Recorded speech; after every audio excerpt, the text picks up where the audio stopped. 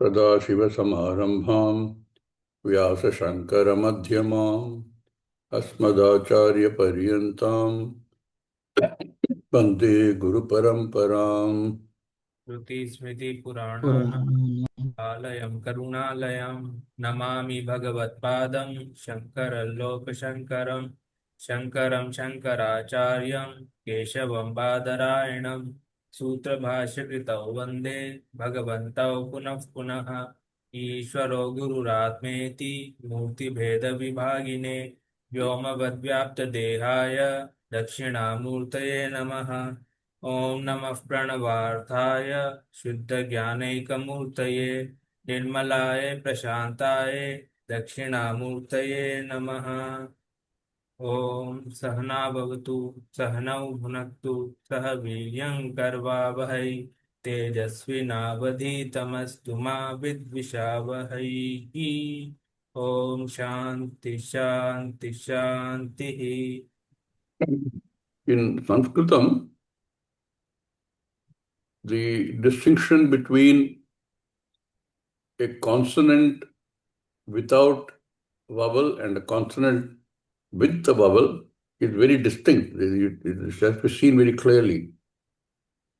Karavavahai, not karvavahai. Because in the north, we tend to speak Hindi has a little bit of a mix-up on that. So sometimes in the north, we find that this difference is not so distinct. In Sanskrit, it has to be absolutely the way it is written. Karavavahai means refa and akara included. Karvavahai is refa only with no akara. So that our pronunciation is absolutely correct. Okay, we were doing the first salutation of the first Vimaka. Who will do the reading today? Swamiji? Yeah. Swamiji, shall I take few minutes? So there was a question that I tried to raise last time at the end of the class. So maybe I'll rephrase the question. And then I also did a little bit of Shravanam and Mananam, so thought of sharing some views on that. So the question that I wanted to ask is related to Vairagya. So when we generally speak about Vairagya, so it is with respect to some object or some, 1 minute, sorry. Yeah, so it is with respect to some object or some relationship, some situation that we are in. So when I say I have Vairagyam over something, it is always with respect to something. So my question was, should I also have Vairagya over Ishvara in any form? Should I also have Vairagya towards my Ishta Devata, towards my Kula Devata or Grama Devata, or Ishvara in any form? That's my question. So here to understand this question properly, I thought of first trying to clarify the word Vairagya itself. Right? Sometimes there is always misconceptions about the Vairagya, the word Vairagya, and sometimes there are misunderstanding of the word. So there are a lot of different meanings to the word itself, and sometimes there are misinterpretation and misunderstanding of the word. Therefore, I thought of just first clarifying the meanings that does not belong to Vairagya and then come to that. So common misunderstanding is of Vairagya is crudely speaking to hatred. Hatred towards something is understood as Vairagya. So if I hate something, then I say, okay, hate is a harsh word, but let's say dislike towards something. So if I have Vairagya over something, then that means that I don't like that. So I have Vairagya over doing difficult things. I have Vairagya over going to gym because I don't like going to gym basically, right? So this is common misconception about Vairagya, that if I don't like something, then I say I have Vairagya over that. And the other misconception is sometimes kind of a forced suppression or apathy sometimes, right? So forced suppression is like, okay, I am not going to do, like, it's slightly like Dhamma, but I still don't have the maturity, but still I act like, okay, I have no connection towards something. I'm disconnected from something. Therefore, I have Vairagya. And apathy is also similar. So I don't emote with something. I don't emote with people. I don't emote with the objects in the world, in the Jagat. Therefore, I have Vairagya. So it's like saying, when generally we say like Vairagya is like indifference. So I don't care about a stone lying on the side of a stone. So if this is Vairagya, and if I have same attitude towards people, relationship, and there's an accident on the road, and I say that, okay, people are dying anyway, the world is mithya, so people are dying, maybe they die today or tomorrow, so I don't care about it. So this is also sometimes taken as Vairagya, but it is not true, right? And sometimes running away from duties or physical renunciation is like physical renunciation, but the disposition, the attachment is still in the mind. So all these are misunderstandings of Vairagya. So to clearly understand what Vairagya is, I thought to take a step back and to understand what is the opposite of Vairagya. This is also I listened to in an audio, and it was I thought it is a good way of understanding Vairagya, right? So what is the opposite of the word Vairagya? Crudely saying, or like it's probably a good approximation for the opposite of the word Vairagya, which is moha, right? So to understand moha will help us understand Vairagya eventually. To see how, what is moha?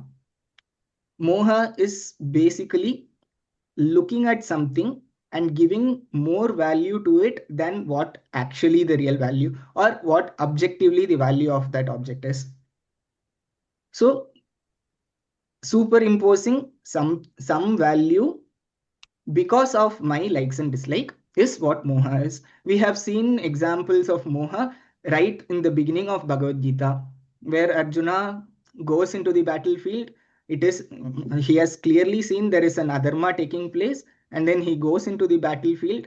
And once he sees all his relations, grandfather, all sort of kits and kin, he started presenting all arguments to run away from the battlefield, because it started with his attachment, which led to moha. Moha is literally translated as delusion, right? So he went into a state of delusion where he started giving more value to something because of his own likes and dislikes. And sometimes we also see this in our day-to-day lives. If someone says that, okay, I started drinking alcohol because I wanted to, let's say, promote the employment of the people of breweries or the alcohol industries. I want to support, indirectly support towards the employment of people who have been recruited in the breweries. So if this is my argument, then it is clearly seen as a delusion there, right? So this delusion is what moha is. And in Vedanta, when we study Vedanta in Shastra, sometimes we see that, okay, Shastra says the empirical, the transactional Jagat that we are currently in is itself like a dream, itself is a mithya. But sometimes what happens is we try to give more value to the dream itself. So it's like saying somebody who wake up from the dream and then say that, okay, I had a dream of me being a doctor, I did a perfect surgery, flawless surgery, now I'm going to perform a surgery after waking up, because I had a like I did a perfectly absolutely flawless surgery, and I'm going to perform a surgery now. So we wouldn't probably allow that, but so this is actually what moha is. And sometimes we also tend to do this. So if we have a dream of buffalo coming in the dream, then we may think, okay, maybe this is a warning from Yamadharmaraja, something is going to happen in our own home. So when Shastra tells us even the transactional, the waking reality should be taken as like a dream, we give value to the dream reality to be the more reality to the dream jagat itself. So this is what moha is. Now, after understanding now what moha is, now coming back to vairagya, what vairagya is in one meaning is basically absence of this moha. So absence of not not giving over value to something is actually vairagya, is one of the meanings of vairagya, to be precise, right? So if something is worth 10 rupees and I am willing to pay 100 rupees for it because I like it, then that is superimposition, or that is not vairagya. So looking at things for what it's worth is vairagya. Now, Shastra says this vairagya is an important qualification or important quality for a sadhaka in the pursuit of this moksha. Therefore, sometimes we have too much attachment towards even Ishvara in different forms. So my question was, okay, so should I have this attachment towards Ishvara while I'm trying to also have Vairagya? So should I also have Vairagya over Ishvara in different forms? So we, for example, we ourselves do, we pray, okay, let's say if Vairagya is looking at things as objectively, then we do also pray to some, we can say I'm also praying to a stone, I'm also praying to a tree. So isn't that not being objective, right? Am I also not giving more value to something where it is not objectively true? A stone should be treated as stone, but we have had centuries of our ancestors fight for the same cause of protecting our temples and idols. If that is also seen as a stone, then isn't that not vairagya? So the answer for this, so this was my question, and I thought of sharing the answer as well here. So the answer is both yes and no, right? So to say first yes as the answer, why it is, why do we need also vairagyam over this Ishvara, is because our Shastra says there is only Satyam Jnanam Anantam Brahman. There is only Satyam Jnanam Anantam Brahman. There is no duality, that is Advitiya Brahman. So if there is Advitiya Brahman, then as long as I see there is something other than I, then the Vairagyam that I have is still not complete. So our Vairagyam is limited by time, space, and situation. So if I'm in this situation, then I have Vairagyam towards something. If I have a Vairagyam towards, let's say, the material Jagat, but I still don't have Vairagyam towards something else. Right? So this Vairagyam is always limited by time, space, and conditions. Therefore, if we speak about absolute Vairagyam, then that Vairagyam is only possible when I understand myself to be Advitiya Brahman. So there is no second. If there is no second, then I cannot say I have Vairagyam towards something or I don't have Vairagyam towards something else. Because if I have to have Vairagyam, then there has to be a second. Right? So that is so to say, to also get beyond the shapes Saguna Brahman and moving towards Nirguna Brahman. So as long as we have Saguna Brahman, it is, I'm still in a condition where my Vairagyam is also relative Vairagyam. It is not absolute. To answer why we still should not have Vairagyam towards Ishvara in our current level, is to there I think I should also answer about, like, what we have studied in the past. We see that there is something called concomitant relationship, right? So if A is dependent on B and B is dependent on A, then there is no way possible to reach A or B, right? So for example, if I say I need to go to gym to develop strength, but to go to gym and lift weights, so I need strength to lift weights. But if I lift weights, only I'll gain strength.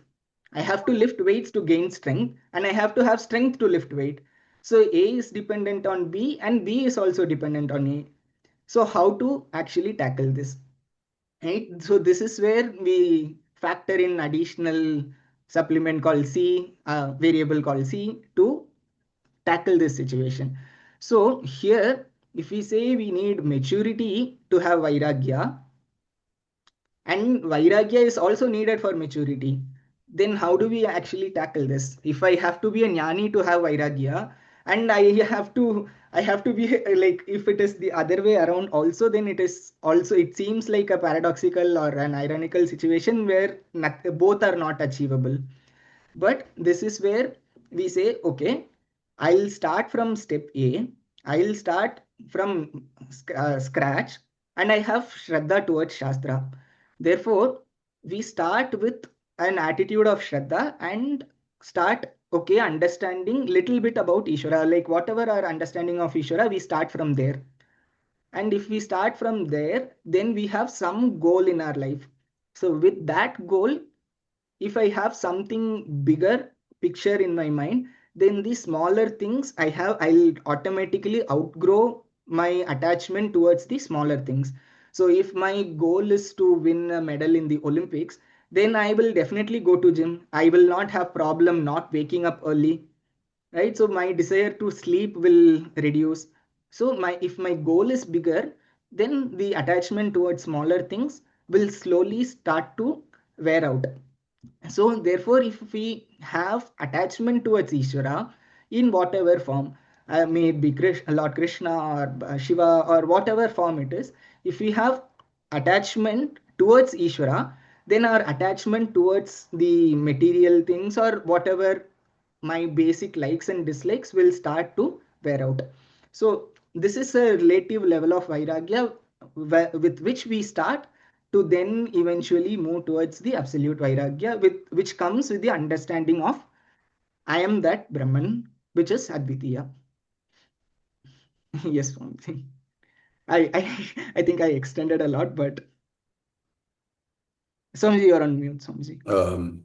I don't worry about that. I'm sure everybody is thinking about what you've said. Everybody has his or her own view on that as well. But what you finished with is absolutely the right way to look at it. Vairagyam can be seen as not seeing value in something because you have recognized something which is higher. And as long as we are in this jagat and we are driven by our own needs, that's a question of only latching on to the next higher thing. The example we've always looked at is many of the things towards which you had great attachment in your early part of the life today does not have any value for you. You can still enjoy whatever it is. I still don't mind watching a Tom and Jerry cartoon. I no value. I still love to watch Tom and Jerry cartoon. It's nice, easy and funny, and you get over it. Like that, we have a lot of things. I showed you that little boat of mine. I keep it just to remind myself. I've told you about the other incident when around the same time, I found a car door handle. Those days, there were hardly any cars in the country. Somewhere, somebody's car door handle fallen off. I picked it up as a child of 7. It was a treasure for me to play with. And in one of my fights with my brother picked it up and threw it away. I didn't know where he threw it, but I couldn't find it, and I was devastated. I was absolutely devastated. But tell me, what is the value I have for that today? That time it had a lot of value for me. What changed? What is it that has happened that I don't have the same value for it today. Now take the same equivalent of what people usually have value for. Wealth, fame, achievements. We have a lot of value for them. But when you understand that there is something which is available, which is moksha jnanam, which simply says you are purna. Nothing can compare with that. Once you understand that, nothing, you're not a jnani. All you've understood it that because I have Shraddha in the Shastra, and Shastra says you are Purna. I can't see it, but Shastra says so, and accept it for what it is. And all my efforts are towards trying to understand that. Then what happens to all the other things that have been driving me all these years? Wealth, fame, achievement, all of those things will become, relatively speaking, valueless. That is Vairagya. Not that like a cartoon today, I don't mind seeing even today and enjoying it. Not that you have to throw away all the money and become a pauper. You can still continue to gain money. You can still work towards gaining wealth. You work towards gaining achievements. Perfectly valid. What then you do is, remember, karmanyevadhikaraste phaleshu kadachana. That's what we need to do. That phala I was working towards that, trying to gain it. It didn't happen. But how does it matter? That is not my primary motive. My primary motive is something much, much, much higher. Therefore, if that doesn't happen, I told you what our Acharya's reaction was when somebody went and told him that I've lost there's a burglary in the house and all my silver I've lost. We don't think like that. But our Acharya's reaction immediately was good. So you gain vairagyam. Let it go. His need is more than yours. So that vairagyam comes, all of what you said is true. All the misconceptions about vairagyam you said is true. And the fact that we don't gain vairagyam by restraining ourselves, but by setting our target at something much higher. And there came in nothing higher than moksha jnana. And once that is clear, everything else becomes less valuable. Physical comfort, wealth, achievements, everything becomes less valuable. That is the nature of vairagya. Vairagya is not simply because I give up. People go sometimes to Kashi and give up something. So he'll give up bitter gourd because anyway he doesn't like bitter gourd. That's not vairagyam. He gives up something which he really likes. And you can develop this vairagyam simply by exercising your own will, saying, look, this is unimportant. I have something more, something bigger in mind for me. And all my sadhana is working towards that. This comes fine, it doesn't come fine. So whatever you said is really valid. All of them are correct. You just have to understand that all of us sitting here are looking at something much bigger, infinitely bigger, compared to anything else. And therefore, all other things become of very low value. Very good. Anand came up with obviously given a lot of thought to us between the last class and now. Excellent. I think good that people should think about these things. So we understand what is going on. Yes, Kavya. Just adding to what you and Anand said, can we also define Vairagya as not having that strong hold of raga and dvesha in our life? Because as you said, like you can still enjoy a Tom and Jerry cartoon, or if you had earlier probably a very strong raga towards something, and now you realize that whatever your goal is in life, that strong raga is not helping you to move towards that goal. So you, because you go deeper into your sadhana, you come to a place where that raga is not there. That object can be there, or that experience can be there, and you can still be a part of it, but it's not like earlier. So sometimes because vairagya means कि हमने ये चीज एकदम छोड़ दिया, इससे त्याग त्याग वर्ड से कंपेयर करते हैं वैराग को. So that's not correct, right? Tyagna and vairagya are different. Completely different. Correct. Divyansh?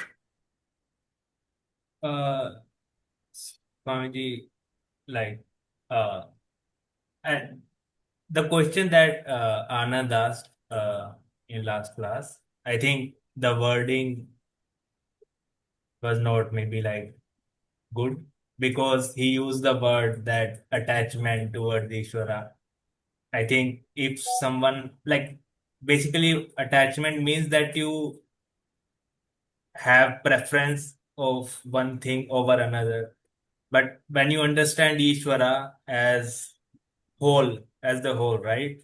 So it's not, there is no like division. So when I say that I prefer a wave in the ocean, so when the wave rises, I get happy, and when the wave settles down, I get sad because my wave is gone.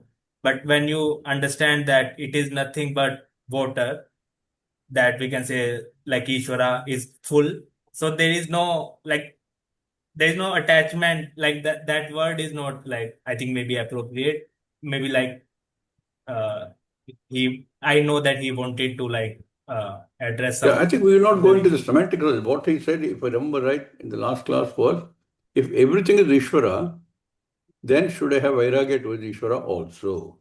Correct, Anand? That was your gist of your question. Yes, Swamiji, but I wanted to mean it more like everyone has different understanding of Ishvara. So I didn't want to use any specific word, but I just meant as Ishvara. So different people have different understandings and different levels of understanding. And so it was a generic question, therefore. But the question is right. Swamiji. Yeah, you're right. But people at different times have different concept of Ishvara. I hope after the next retreat in November, we will all get a better grasp on Ishvara. But you're right. See, in whatever form you look at Ishvara, we look at Ishvara as something which has all power, all knowledge, whatever form you want to take it in. And when we are still struggling to understand Moksha Jnanam, we need Ishvara. We need Ishvara because that is all knowledge, all power. We need, in fact, I told you, the best prayer you can have, whatever else you want to pray for, health, wealth, whatever else. But the best prayer is, if I know that I've been doing Shravanam, and I know the Shastra says Bhagavan and I are the same, I can't for the life of me understand that. Who can I ask? Bhagavan. All Shastra says you and I are the same. But I don't see that. Because I am Alpagnya, you are Sarvagnya. But you have to explain to me how I and you are the same. Highest form of prayer.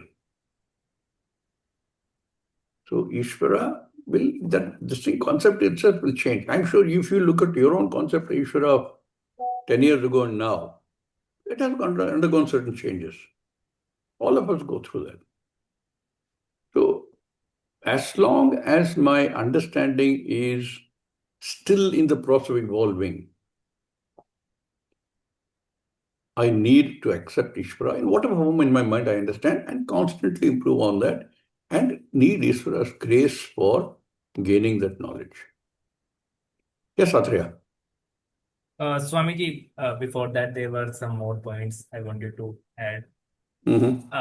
So, like in the conclusion, what Anand shared that, okay, so one initially, like we have the longing for our Ishta Devata, and we like pray to him or whatever. That is also good. Like at that stage, it's good until we gain the Advitiya Jnanam. It reminds me of your statement, right? Initially, we aspire for being more sattvic, and then that is a launching pad for gaining the nirguna. So it's like it's the higher goal, right? So if you are tamasic or rajasic, the sattvic is the higher goal, and with that state, you will able to like we go beyond gunas. Uh, Also, like in Bhagavad Gita class, also in the Vairagyam, uh, we studied that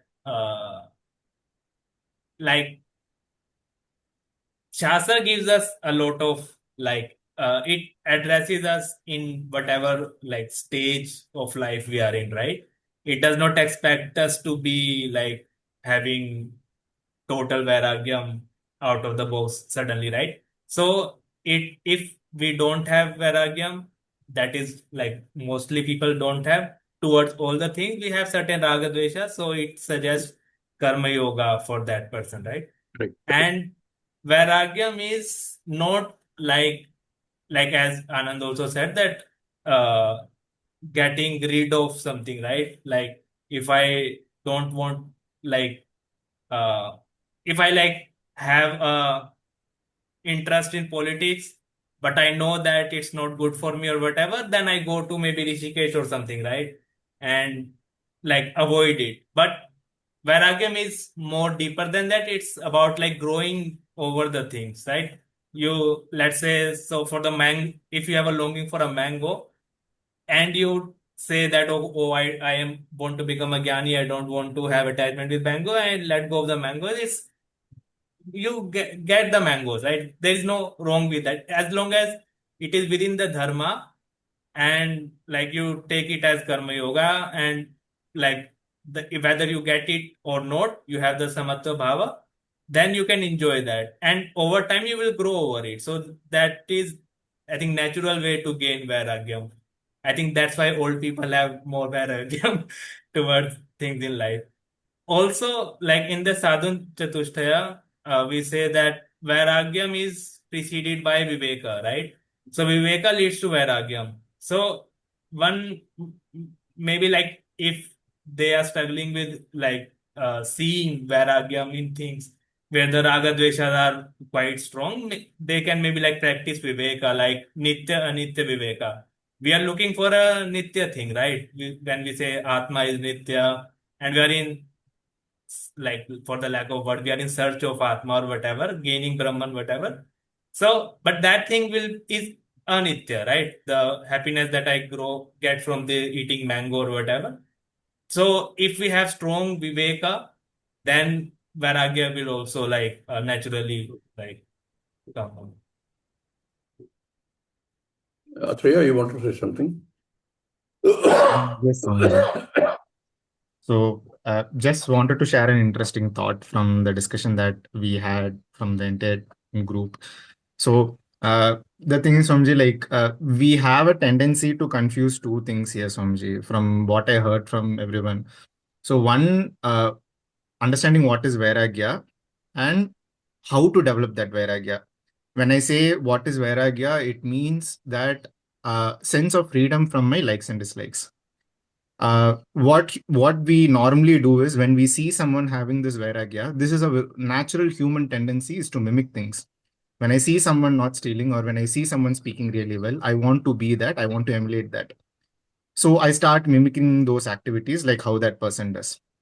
So when I see someone having a lack of a sense of freedom from a certain attributes, I want to start emulating those qualities. But that is not how I develop vairagya. How I develop vairagya is like how Anand said or you had mentioned, like I start developing those aspirations for a higher goal. I just don't develop those or mimic those qualities that make me look like having Vairagya. Instead, like how Divyan said, like there is a process. I have to develop Viveka. I have to then gain Vairagya, a sense of freedom.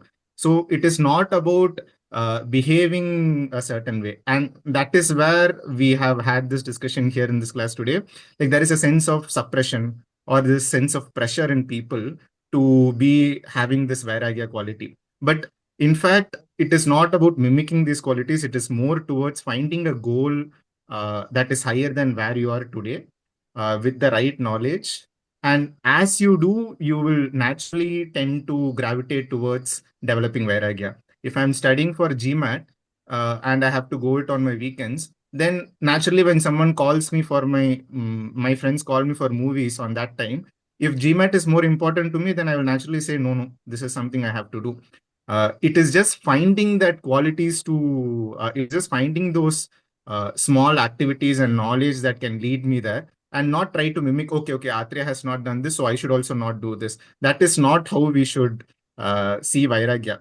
So from our discussion, I was just finding out like there is a natural tendency that we try to take the definition of Vairagya, that is a sense of freedom from likes and dislikes, and try to emulate it as the answer for how to get Vairagya. And that is why we get a pressure of, oh, I am not having Vairagya or I'm not developing Vairagya. When in fact, it is not to mimic rather than understand and grow slowly. This fact that we attach to a higher value, a higher goal, is a very natural process. All of us have gone through that. All of us continue to go through that. The problem is something to do with a doll or like I said, some toys. That's easy because you can see that you've grown out of it because you've got something bigger in mind. But when it comes to things like wealth, achievement, fame, those don't go away very easily because we don't know what is higher than that. We are still struggling to somehow say that if I have a net worth of 10 crores, I must increase it to 20 crores.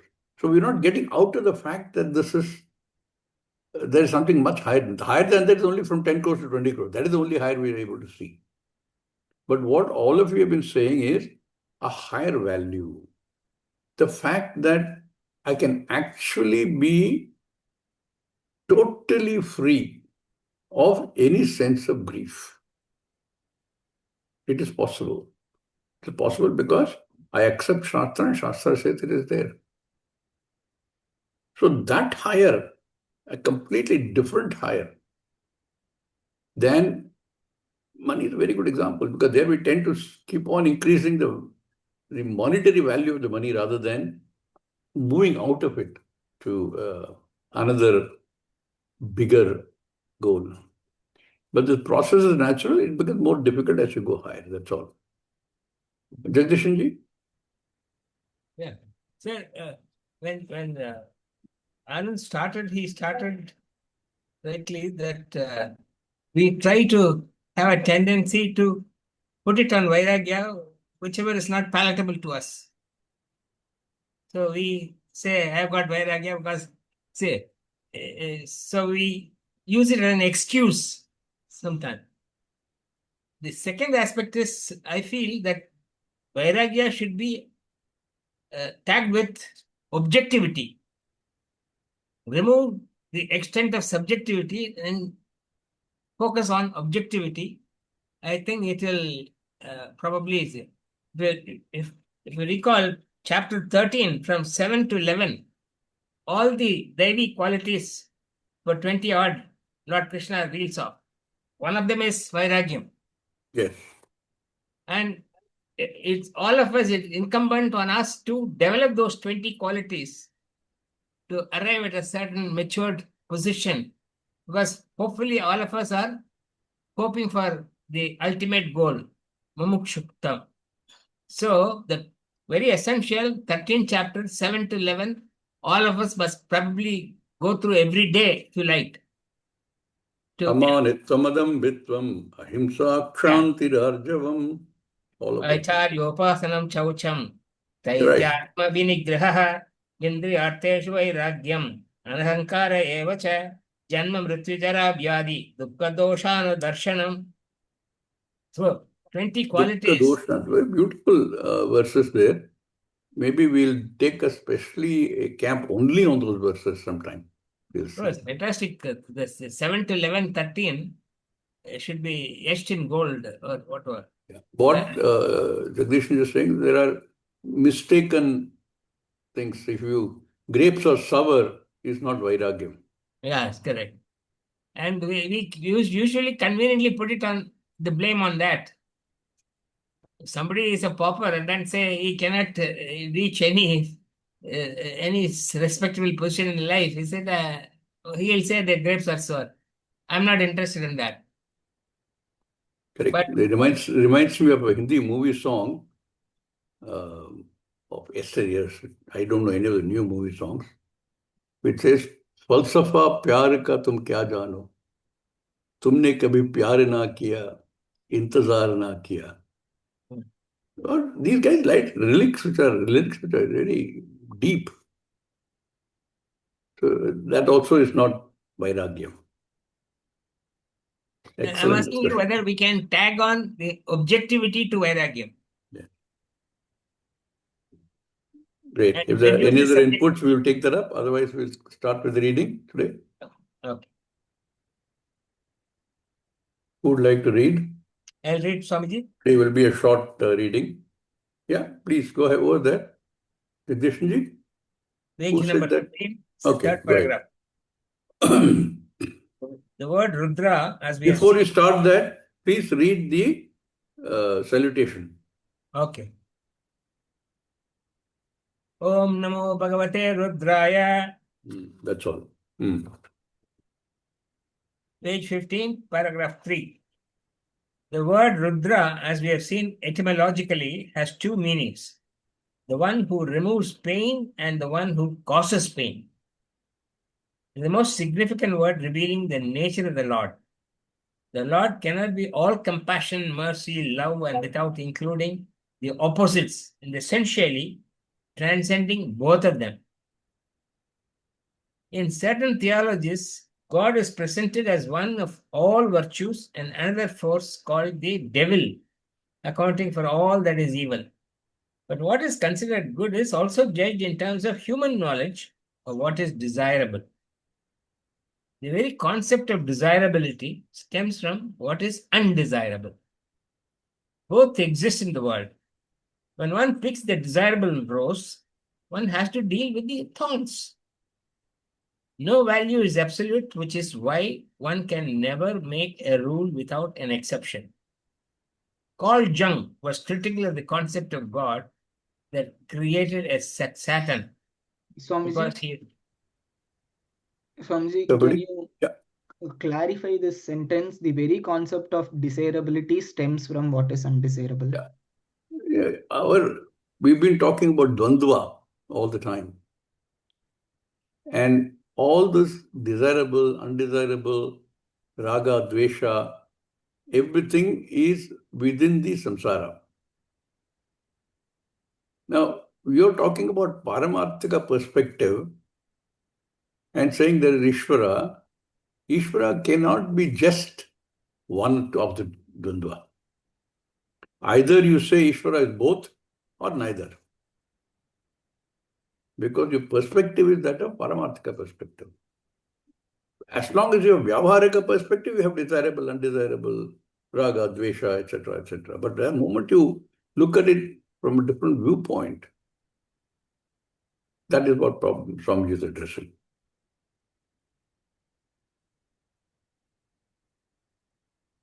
Yeah. Please continue. No value is absolute, which is why one can never make a rule without an exception. Carl Jung was critical of the concept of God that created a Satan because he realized how damaging this concept is to a human mind. The individual has no archetype to respect, to adore, which will include both the opposites, happiness and sorrow, like and dislikes, being satisfied and being unsatisfied, and so on. no individual is free of these opposites, and one aspect of every individual is the shadow self, which is not easily seen to the others. It's hidden away.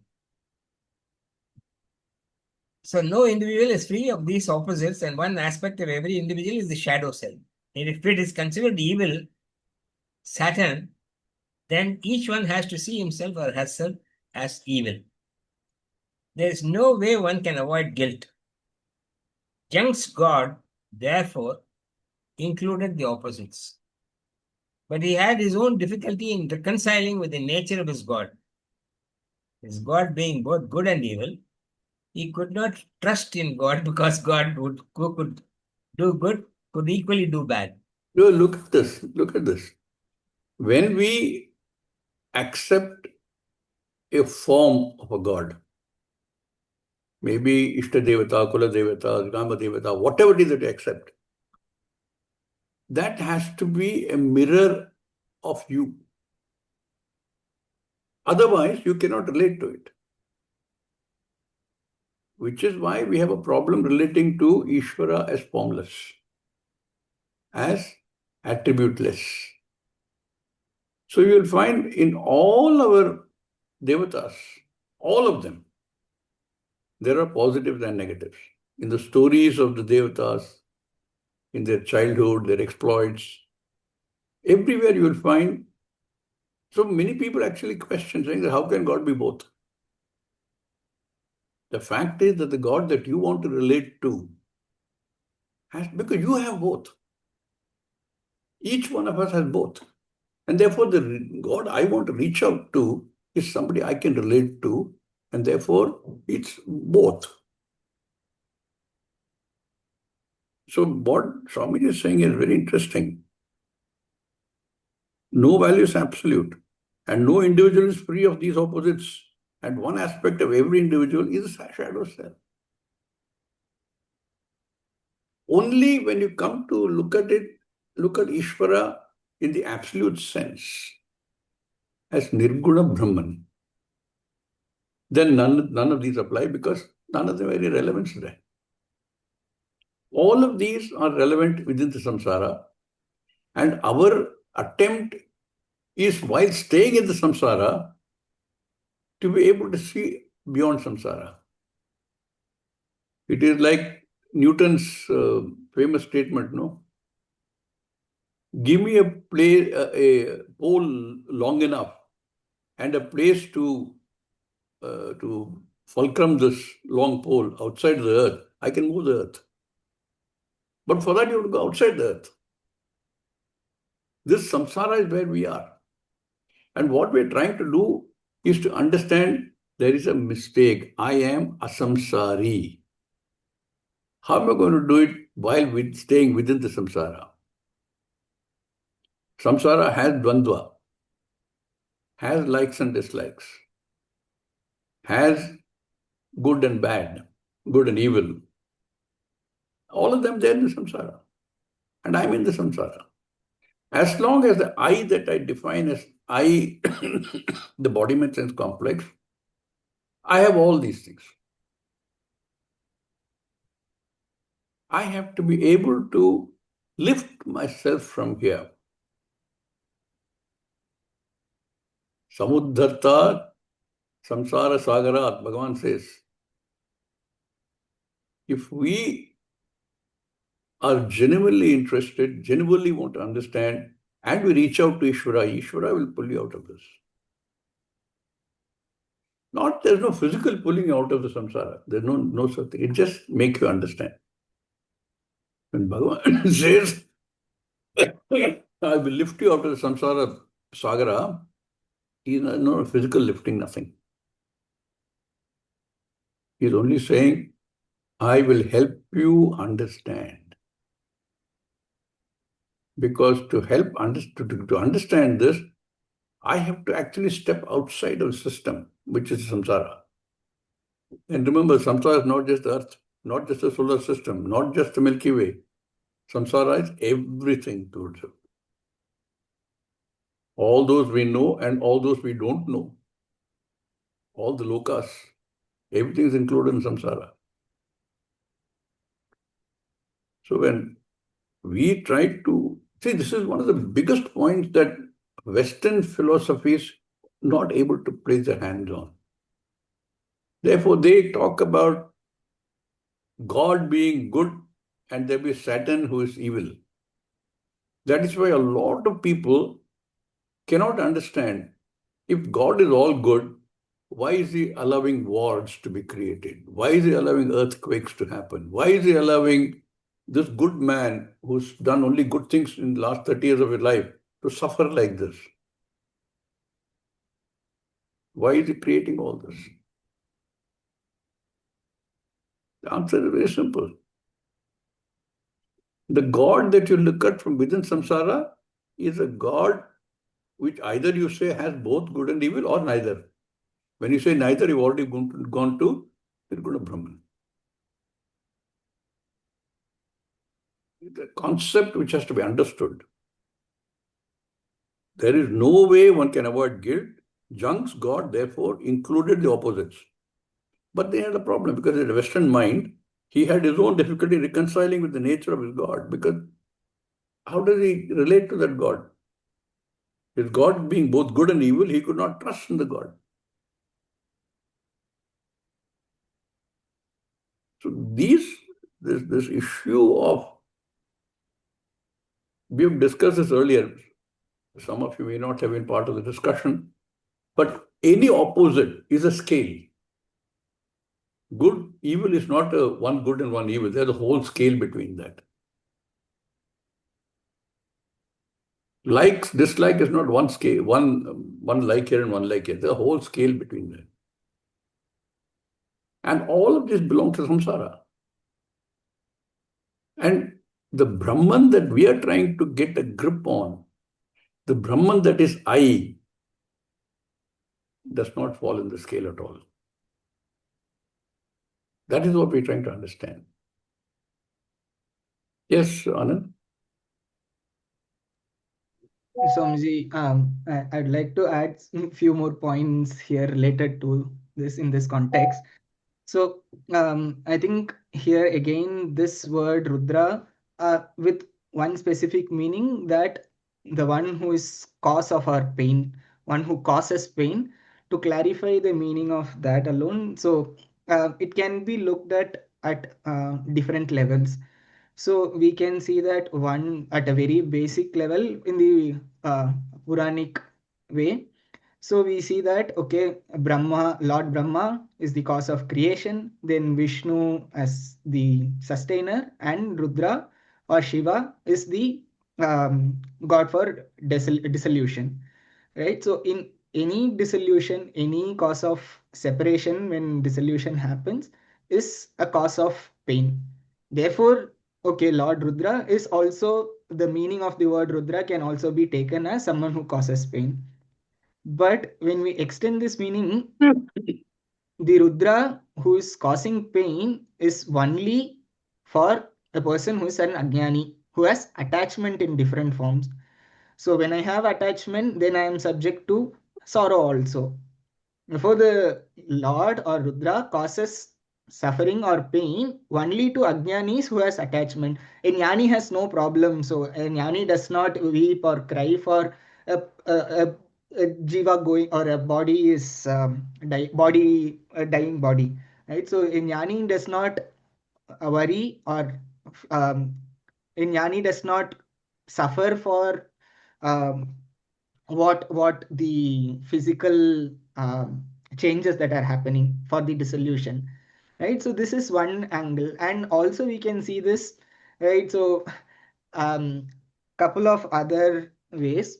One is, right, so sometimes we might have seen in Bhagavatam, where sometimes we say that, okay, only when there is difficult times we think more of Bhagavan.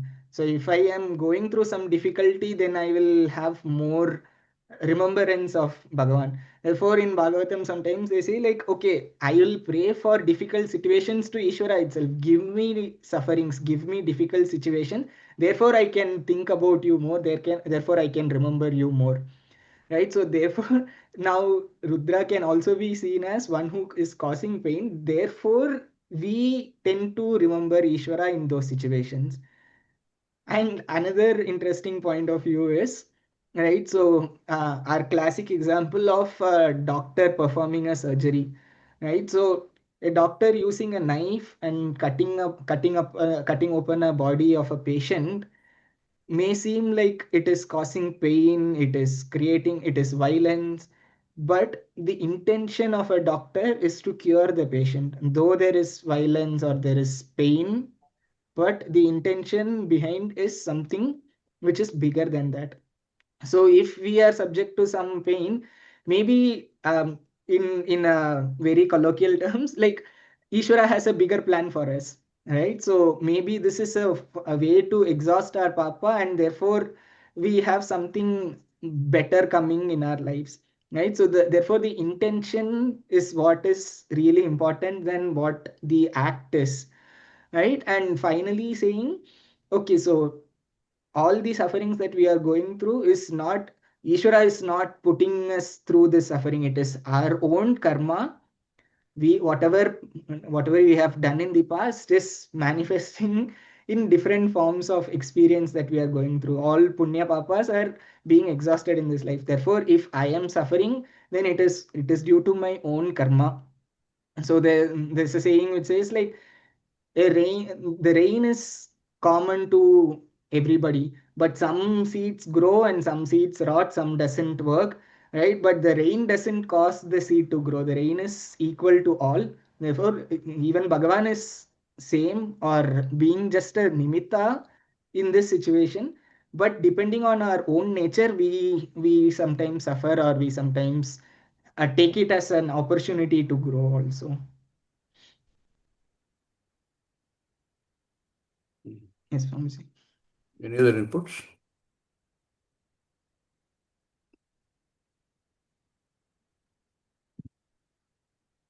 So Ishvara, you will see here in Rudram also, the word issue and for arrow and bow appear again and again. The imagery we have is Lord Shiva with a bow and arrow. The bow and arrow can, on the one hand, eliminate your enemies. What are your enemies? Your Shadripuhu. Enemies which prevent you from understanding Moksha Jnanam. Are the true enemies. There are no other enemies. So any weapon that any of the devatas use, including Lord Rudra, can be thought of as ensuring that your enemies don't keep pulling you away from what you need, where you need to be. But it is a fearsome image of Lord Rudra. It is like what Arjuna went through in Vishrupa Darshanam. That fearsome image we bow to, we salute to, then we can hope to get this Saumya image. But all our gods, all our goddesses have human-like qualities, which includes both good and evil. So does Lord Rudra. Okay, shall we stop here today and then continue in the next class? Because here it got about confusion about reality of God. Again, a big topic. We will take it up in the next class. Om Purnamada Purnamidam Purnat पूर्णमादाय पूर्णमेव पूर्णमेवावशिष्यते वशिष्यते ॐ ॐ शान्ति शान्ति शान्ति शान्ति शान्तिः शान्तिः हरिः हरि ॐ ओम् श्रीगुरुभ्यो नमः हरि हरिः हरिः ओम् ओम् Thank you, Swamiji. Om Swami. Then धन्यवाद. Namaskar. Om Om Swami. Hari Om Swami. Hari.